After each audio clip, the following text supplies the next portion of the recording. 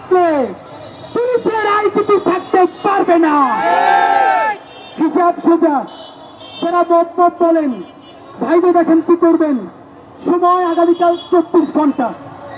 এই 24 ঘন্টার মধ্যে গণহত্যাকারী, ফ্যাসিস্ট, জঙ্গি, প্রত্যেকটা আওয়ামী লীগের বদমাইশ খুনিরা যারা গোপালগঞ্জে পালাই আছে, দেশ বিরোধী রাষ্ট্রদ্রোহী ষড়যন্ত্র করতেছে, আমার পুলিশ ভাইকে আক্রান্ত করতেছে, গাড়ি পোড়াই দিতেছে, ইউনোর গাড়ি আক্রান্ত করতেছে, আমার চুলাই যোদ্ধা ভাইদেরকে চান শেষ করে দেওয়ার জন্য আক্রমণ করতেছে।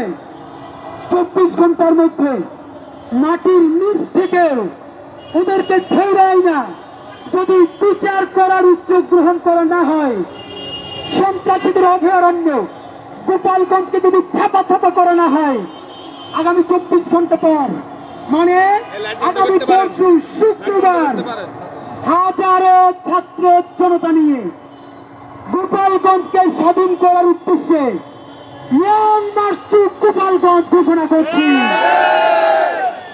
আপনাদেরকে 24 ঘন্টা সময়। এই 24 ঘন্টার মধ্যে যদি দৃশ্যমান উন্নতি দেখাইতে না পারেন, আমাদের উপরে যদি ব্রাশ ফায়ারও চলে, আমরা গোপালগঞ্জ পর্যন্ত যাবই ইনশাআল্লাহ। যদি প্রতিমধ্যে শহীদ হয়ে যাই, আল্লাহর কাছে যাব। আর যদি শহীদ না হই, তাহলে গোপালগঞ্জে গিয়া ফ্যাসিবাদের আতুর ঘরকে জাহান্নাম বানাই দিব। সুতরাং ইন্টারিম সিদ্ধান্ত নেন, অ্যাকশনে যাবেন নাকি সম্মিলিত মারা খাবেন।